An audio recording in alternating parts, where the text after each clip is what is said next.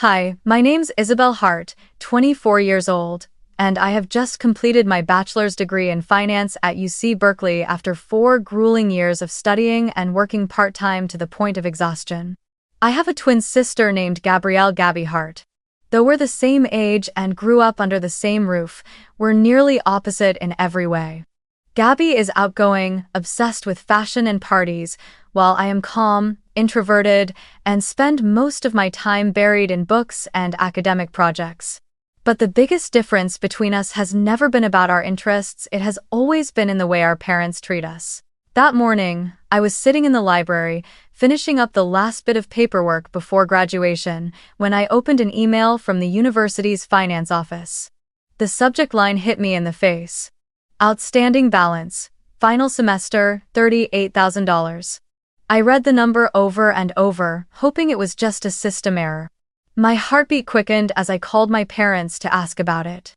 The moment the call connected, my father's voice came through, calm to the point of disbelief.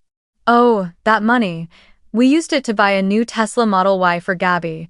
She just graduated. She deserves it." I froze, my hand gripping the phone going numb. My mother's voice followed, soft but cold. "You'll make money soon enough.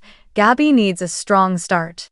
In that moment, it felt like all the air around me had been sucked away. The money that should have allowed me to step into life without a financial burden had turned into a luxury gift for a sister who had never had to worry about money a day in her life. I swallowed the anger rising inside me, said nothing more, but silently promised myself I would never forget this day and I would not let it pass as if it had never happened. Have you ever been placed at the bottom of the priority list in your own family? Let me know where you're watching from in the comments so I know I'm not alone. I still remember clearly, even after all these years, that the difference in how my parents treated Gabby and me was never subtle or hard to spot. We are twins, born on the same June morning just 7 minutes apart, but even from a young age, I felt like I was always starting from a different line. On our birthdays, while Gabby tore open wrapping paper and squealed over a silver charm bracelet or the latest iPod, I would sit and open a box of advanced textbooks or a brand new backpack for the next school year. My parents explained that I loved studying, so practical gifts suited me better, while Gabby needed emotional encouragement through shiny, exciting things. Back then, I simply nodded, trying to convince myself that they loved me just in a different way. Family trips were always shaped around Gabby's interests.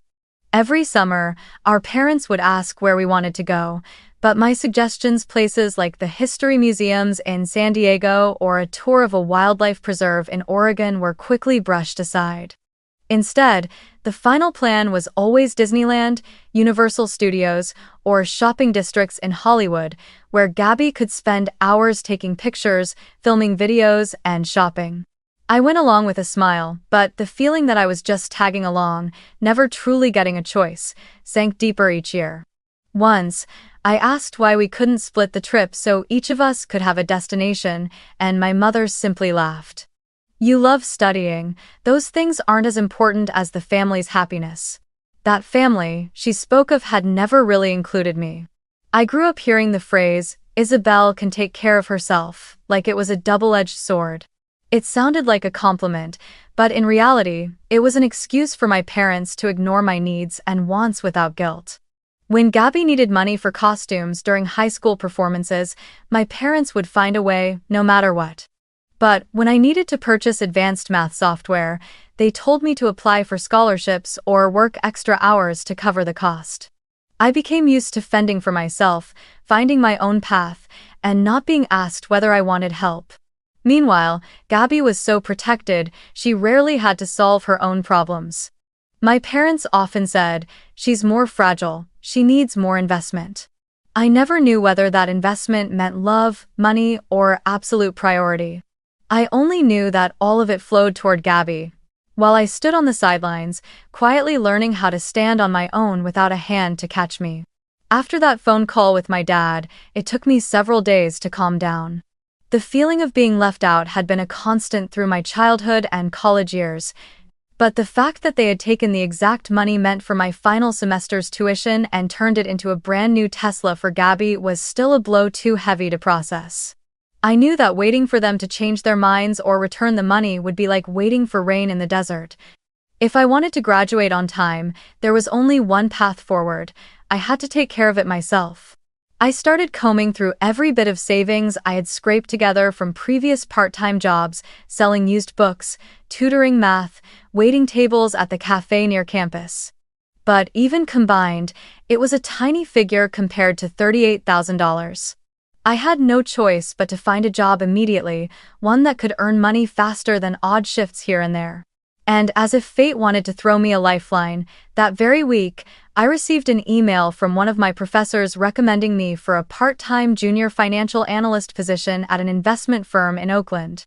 It was a mid-sized but reputable company, with offices on the upper floors of a glass building overlooking the port, about a 30-minute drive from Berkeley. At the very first interview, I met Mr. Douglas, the company's chief financial officer. He was a man in his early 50s, with salt and pepper hair, sharp eyes, and a warm, steady voice. After listening to me explain my situation and career goals, he simply nodded and said, "Kid, I see something in you that a lot of young people lack: the ability to stand firm when no one's there to catch you." I never expected that short conversation to become the turning point it was. Just a week later, I officially started the job, balancing classes and work, scheduling my time down to the hour so I wouldn't miss a single deadline, whether for school or the company. The work in Oakland was anything but light. I handled financial data, prepared client reports, and double-checked calculations for investment projects.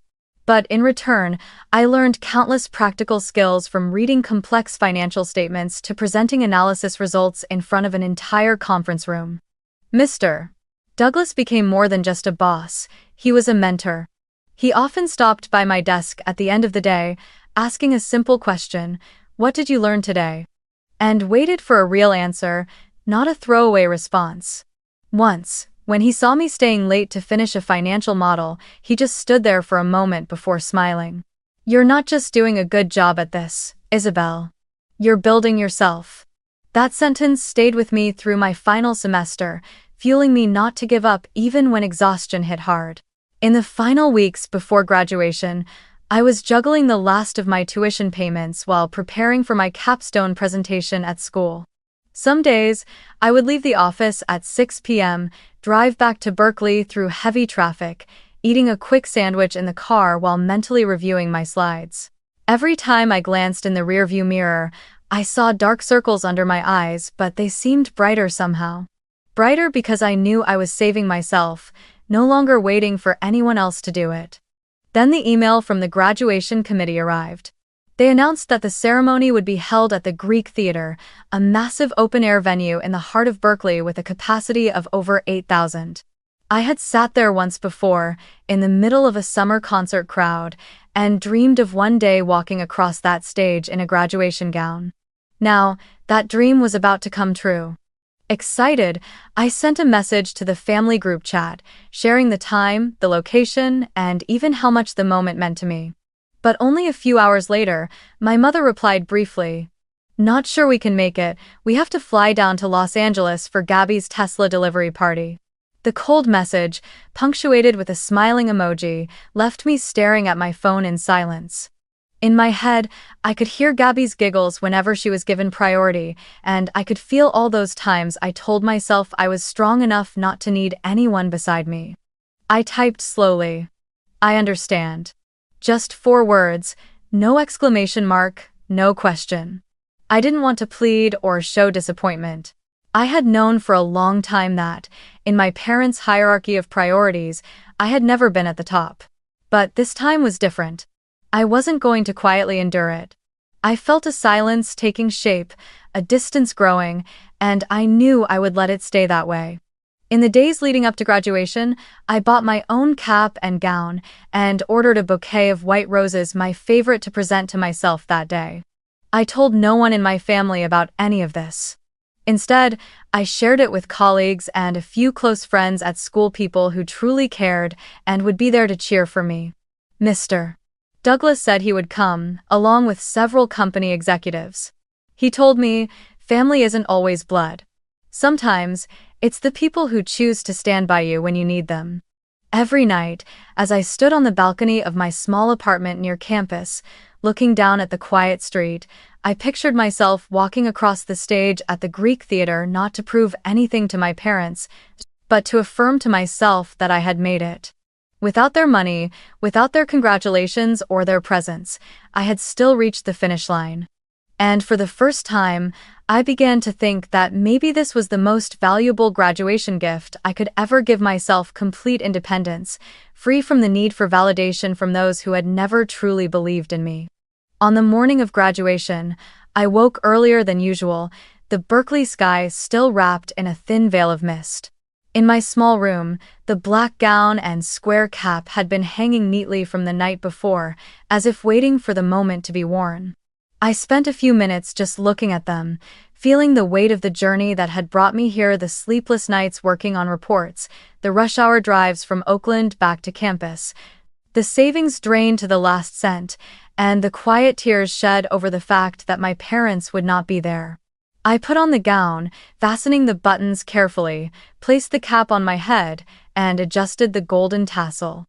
In the mirror, the reflection staring back was not just a young woman about to graduate, but someone who had learned to stand firm when every familiar support had vanished. I picked up the bouquet of white roses I had bought for myself, placing it gently in a cloth bag to carry later.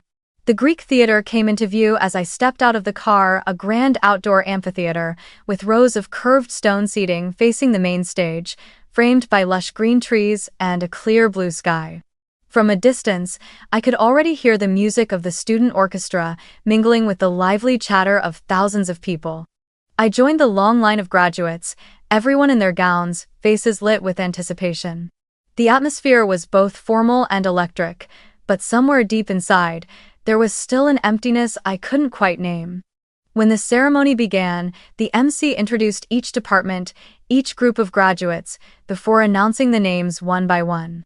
Every time a name was called, cheers erupted from the audience, the voices of parents, friends, loved ones. I smiled and congratulated each friend as they crossed the stage, exchanging hugs and words of praise.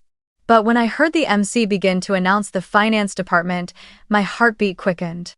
Isabel Hart, Bachelor of Science in Finance, summa cum laude.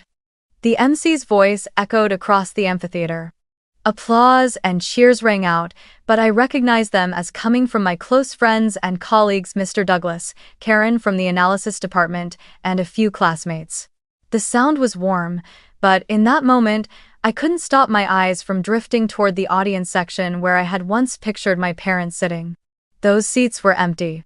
The morning sunlight fell across them in a pale golden wash, cold in a way that felt almost deliberate. I walked up to the stage, shook hands with the university president, and accepted the diploma framed in dark wood. When it touched my hands, I smiled brightly, making sure that smile was complete because I knew it wasn't just for me, but for everyone who had believed in me and stood by my side, even if we didn't share a last name.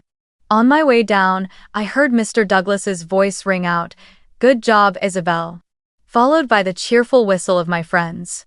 Those sounds pulled me out of the fleeting sadness, reminding me that I had another family, one bound not by blood, but by respect and trust. When the ceremony ended, I stepped out from the graduates section and headed toward the small group waiting for me. Mr. Douglas was the first to come forward, shaking my hand firmly before pulling me into a warm hug. "You did it. And you deserve every good thing coming your way," he said with conviction. Beside him, Karen handed me a small envelope with a smile. "This is from all of us at the department. Congratulations, Isabel." Inside was a card signed with messages from each colleague, along with a gift card, so I could buy something just for fun.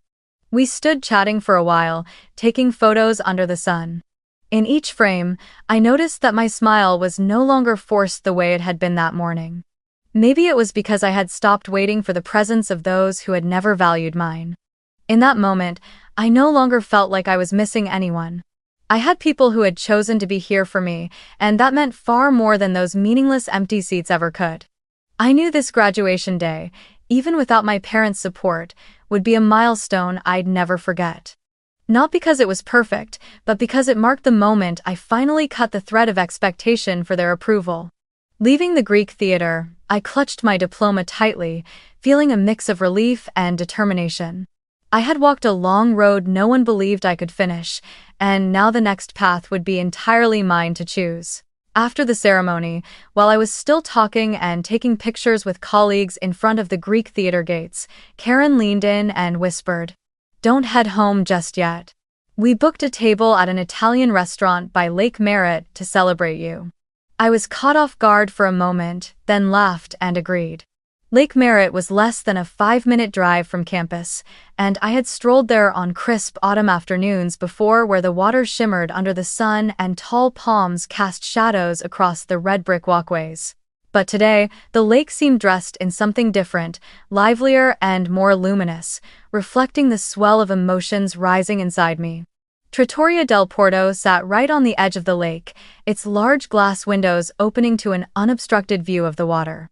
As I stepped inside, I saw a long table already set, covered in crisp white linen, tall wine glasses lined up neatly, and plates of toasted bread with olive oil and balsamic vinegar releasing a soft, fragrant aroma.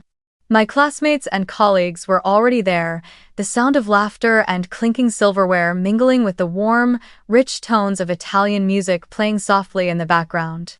I was pulled into the center, receiving countless hugs and congratulations. Mr. Douglas sat at the head of the table, in the perfect spot to see everyone. Dressed in a gray suit and a deep blue tie, his face held its usual composure, but his eyes shone with joy. Once everyone had settled into their seats and the appetizers were served, he stood, holding a glass of red wine, and signaled for attention. "We are here today to celebrate Isabel's outstanding academic achievement," he began, his voice low and steady. "But that's not the only reason. Isabel has been working with us throughout her final semester, balancing school and work while maintaining an extraordinary level of performance. She has shown not only skill, but resilience and spirit qualities any company would be lucky to have." He paused, looking directly at me. "That's why I am pleased to announce that Isabel will be officially joining our company as a financial analyst, with a starting salary of $120,000 a year, plus performance bonuses." Now, in an instant, the whole table erupted applause, cheers, and congratulations filling the air. I sat there, eyes stinging, feeling as though my heart had just expanded in the best possible way.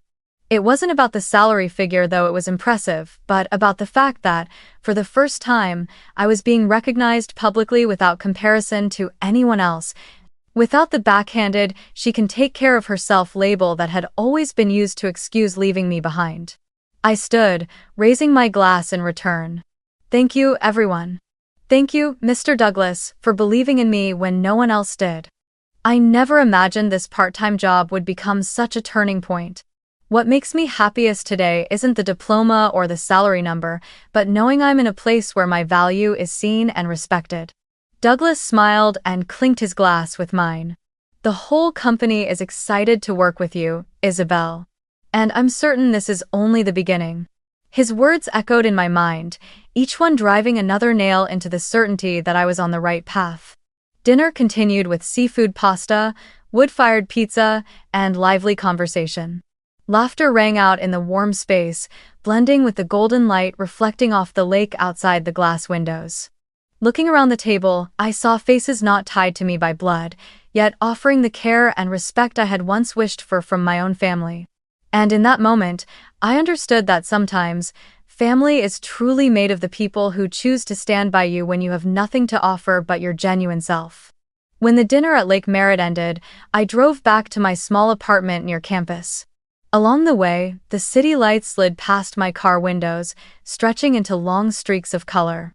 In my mind, the laughter and congratulations from my colleagues still echoed. It was one of those rare nights when I felt truly whole, not because of the good food or the exciting news about my job, but because I had been surrounded by people who saw me and valued me. As soon as I set my bag down on the table and hung my graduation gown in the closet, my phone buzzed. The screen lit up with a video call from my mother. I was momentarily surprised. She rarely called me at night, especially on a day like today. But the moment I accepted the call, I understood why. The screen was filled with the image of Gabby standing in front of a brand new Tesla Model Y, pearl white and gleaming under the garage lights. A large red ribbon was still tied neatly over the hood, exactly like in the company's promotional photos. My mother stood beside her, holding the phone as she panned over the car like she was shooting an advertisement, her voice brimming with excitement. "Look at this, isn't it beautiful? We just picked it up today. Gabby's so happy, right, honey?" In the corner of the screen, Gabby beamed, her hand gently stroking the steering wheel as if it were a piece of fine jewelry. I sat down, keeping my voice calm. "I see it, but what about my final semester's tuition? $38,000. How do you plan to handle that?" The smile on my mother's face faltered for just a moment, but she quickly recovered her light tone. "Oh, Isabel, don't make a big deal out of it. Didn't you already manage it on your own?" I opened my mouth to respond, but my father's voice cut in from somewhere behind her, deeper and without any pretense. "And another thing," he said, stepping closer to the camera. "I heard your company is about to sign a big contract with your uncle's restaurant chain. I've got shares in that. Make sure you give family a good discount. You know, when you're doing business with relatives, you should show some priority." "Oh, so..." I stared straight into the camera, into his face so sure of himself, as if his request was the most natural thing in the world. In that moment, a bitter truth settled in. My parents hadn't come to my graduation, they hadn't paid my tuition, they'd used that money to buy Gabby a gift, and now, the very first thing they wanted from my new job was to find a way to profit from it. I tightened my grip on the phone, taking a slow, deep breath. "We'll see," I replied, my tone even and clipped. It wasn't a promise, but it wasn't an outright refusal either, just enough to close the conversation here and now. I ended the call, set the phone face down on the table, and sat in silence for a long while. Outside the window, the distant hum of traffic rose and fell like small waves. In my mind, pieces of information began fitting together: my father's claim about having a stake in the restaurant chain, their financial troubles, and the fact that I'd been assigned to oversee this contract at work. A new picture was forming, and for the first time in years, I realized I was in a position to decide who would truly get priority from me. After hanging up, I stayed still, staring at the wooden tabletop as if the grain patterns were sketching a map in my mind. My father's words replayed, "I've got shares in that." Each one stamped in my memory, sparking a cascade of questions I suddenly needed answers to. I opened my laptop, logged into the company's internal system, and began searching for details about the project my father had mentioned. The contract was flagged as a high-value prospect, worth 7 figures, with the potential partner being an Italian restaurant chain headquartered in Sacramento, with locations scattered across California. When the company name appeared on my screen, I froze. Bella Vita Dining Group. This was the very same chain owned by my cousin Richard, a man I'd only met a handful of times at family gatherings.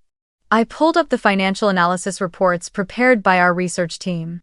In just the past 18 months, Bella Vita had shuttered 3 locations, revenue had dropped nearly 25%, and their bank debt was at an alarming level. Without fresh capital from this deal, there was a strong likelihood they'd have to sell off assets or even face bankruptcy. Then, in the appendix, a single detail made everything click into place. A portion of Bella Vita's profits was distributed to minority shareholders, and there it was, on the third line, David Hart. My father wasn't just involved, he was one of the people who would directly benefit from any bailout or new contract. I leaned back in my chair, letting the puzzle pieces fall neatly into place. Suddenly, everything made cold, perfect sense. My tuition money taken to buy Gabby a Tesla, my parents skipping my graduation, and now, their attempt to leverage my new job to save a dwindling income stream. But unlike before, I wasn't the daughter left on the sidelines. This time, I was holding the winning card. The next morning, I met Mr. Douglas in the small conference room next to the CFO's office. He placed a thick folder in front of me and said, Isabel, I've reviewed your analysis. Very thorough. This project is delicate because the partner is in a weak position, but there's still a well-known brand. I want you to take direct responsibility for negotiating with them.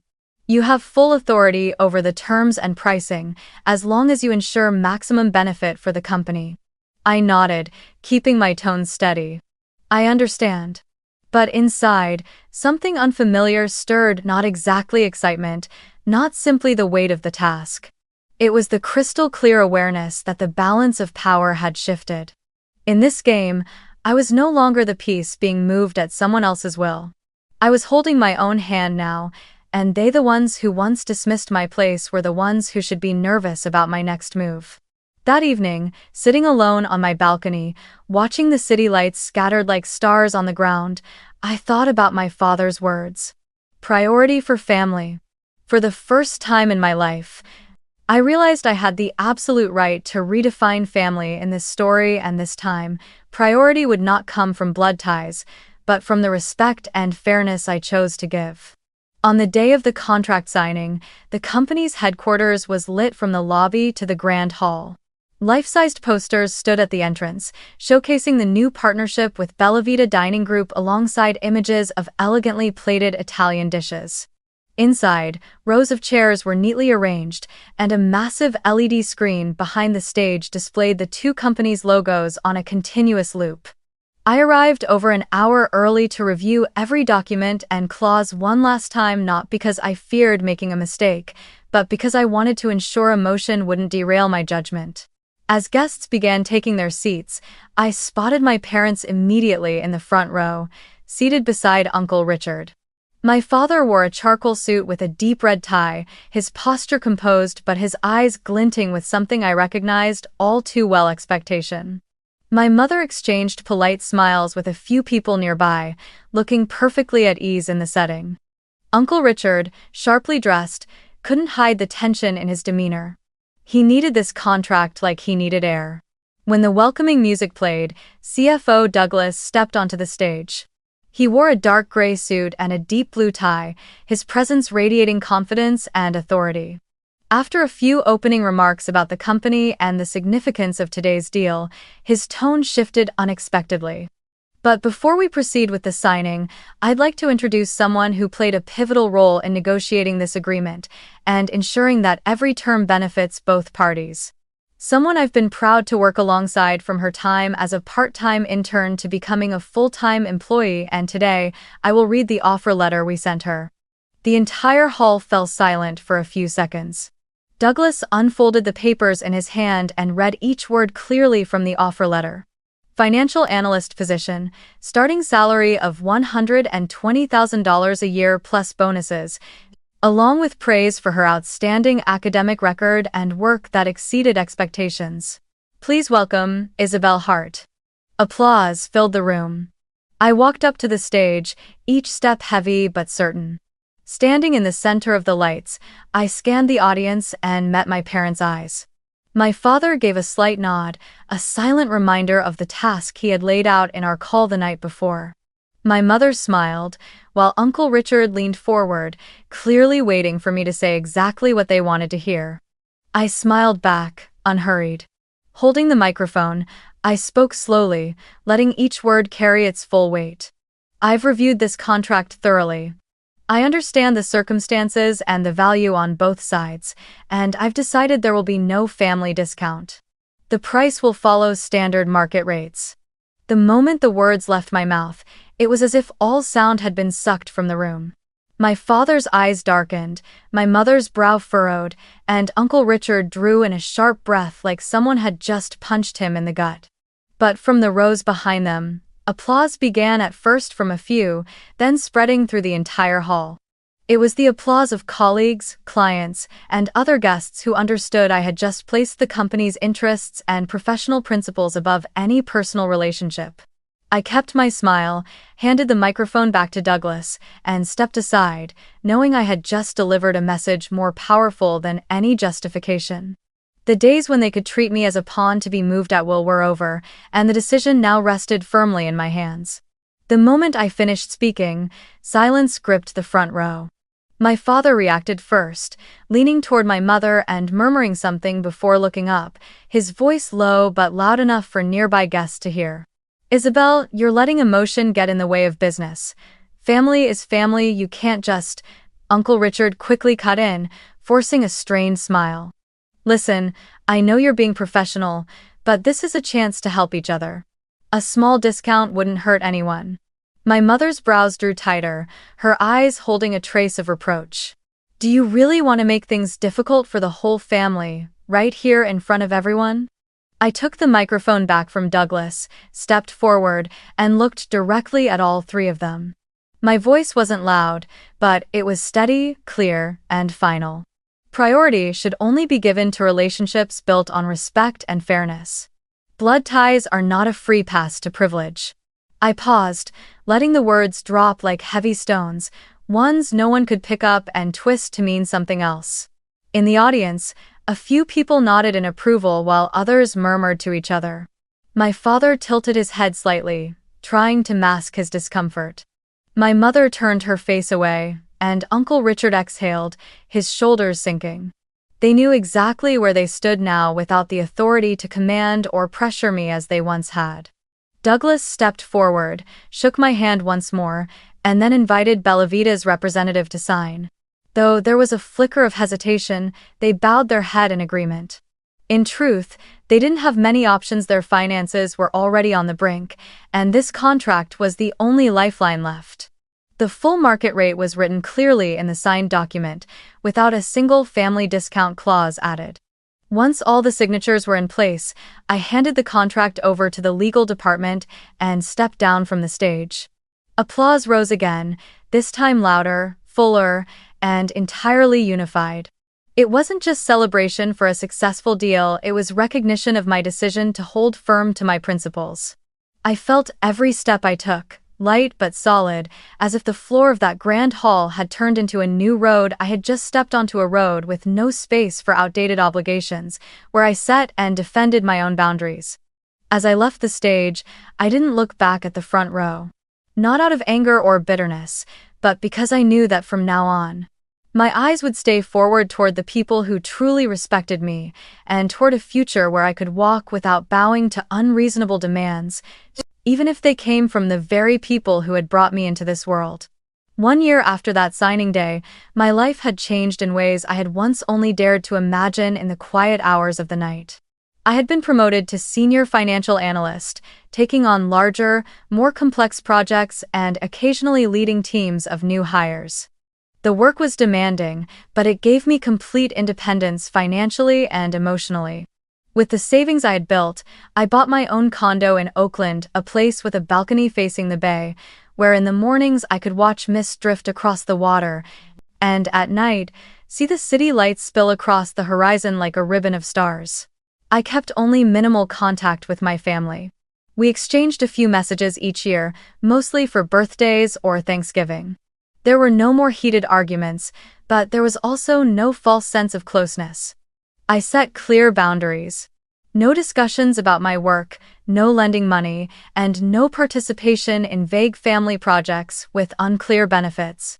Surprisingly, after some time, they seemed to understand and no longer tried to persuade me to break those rules. The bitterness of the past had faded, replaced by a calm certainty because I knew I had done what was right for myself. That afternoon, after a long day at work, I left the office earlier than usual. My silver electric car rolled onto the highway, heading toward the Bay Bridge.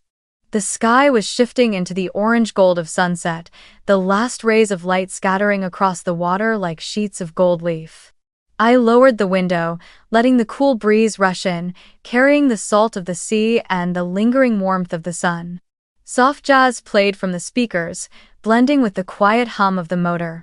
As the car climbed onto the span of the bridge, I looked out toward the horizon, where the water met the sky. This past year had taught me many things, but the most important was this. True happiness doesn't depend on who acknowledges you, it comes from being confident in the road you've chosen. I thought back to every time I had been pushed to the sidelines, to the empty seats on my graduation day, and to the moment I said, "The price will follow market rates," in front of hundreds of people. Each of those memories was no longer a wound, but a milestone on my journey of growth. I glanced toward the front-facing camera in the car, smiling as if speaking to someone sitting right across from me, as if speaking directly to you, the one listening to this story.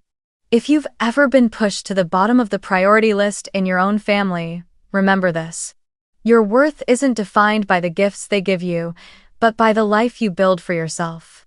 Don't be afraid to set boundaries. You deserve respect.